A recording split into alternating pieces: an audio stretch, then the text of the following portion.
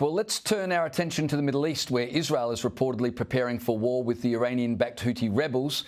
This comes after weeks of attacks from the Yemen rebels and after Israel delivered a stern warning in the United Nations that they wouldn't tolerate any more rocket attacks. And to be honest, why should they?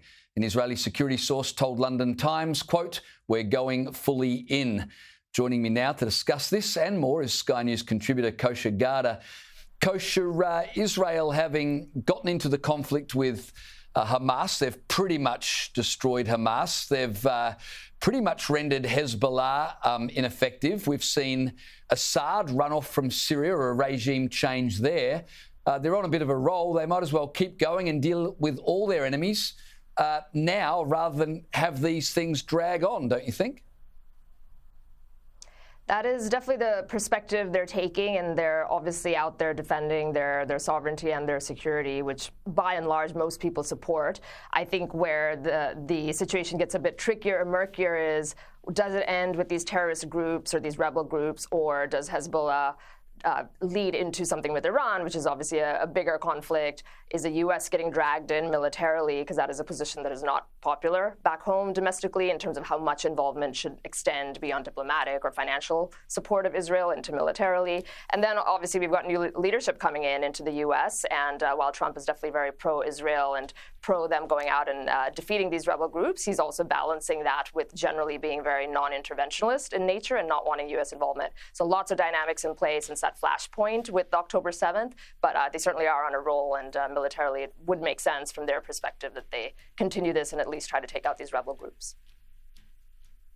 The other part of this, Kosha, is that, I'm very much of the opinion, why should Israel have their civilians continually bombarded with rockets? No country should tolerate that. But the Houthis are not only a threat to Israel, they've continually disrupted international shipping.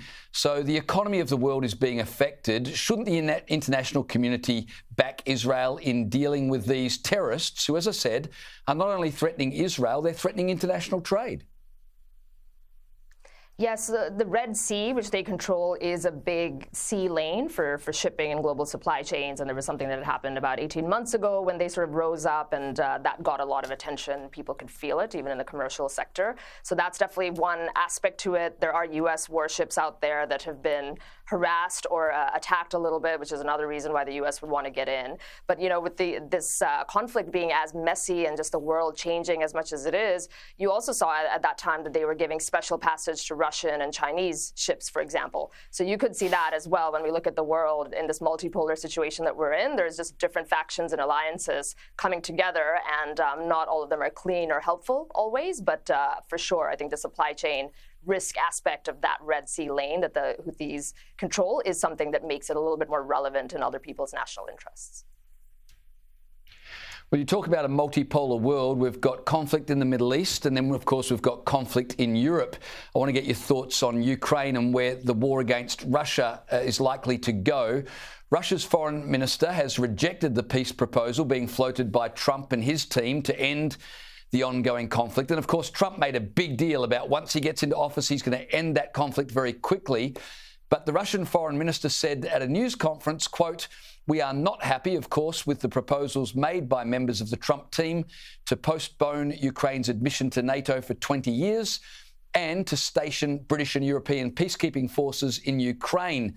Now, the minister also warned Trump that even if he, quote, tries to relaunch bilateral ties, he'll have to swim against the stream. Now, Kosha, Trump's made a big deal of his ability, because of his relationship with Zelensky and with Putin in particular, that he can sort this out.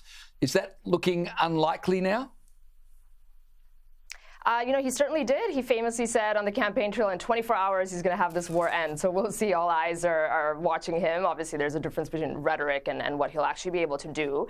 These proposals that have allegedly been floating, I think it's important to note that who knows what they are. They could be trial balloons where they're trying to sort of eke out a position and get some response unofficially. Since he isn't actually president yet, he's actually not even permitted to represent the United States formally in that time. So he's sort of like teeing it up. I think, you know, the big picture, James James, that I think we all have to remember, though, is ultimately any peace settlement, there's always a way in any negotiation, there's always a position out there. But the question is who's going to have to concede how much. And there has always been strategic asymmetry in this region where it is of vital national interest to Russia much more than it is to the U.S. or the West. That's just a harsh reality of this whole picture. And because of that, I think the terms and Russia's willingness to concede is going to set or lack of willingness to concede, I should say, is going to set the tone of what happens. And that's what it's going to come down to, I think, of how much pressure the U.S. can put on the Ukrainian side of it to accept certain concessions that maybe previously under the Biden administration they were not willing to do. I think what most people expect is Trump is going to push in that direction, knowing that Russia really is in the box position here more so than Ukraine.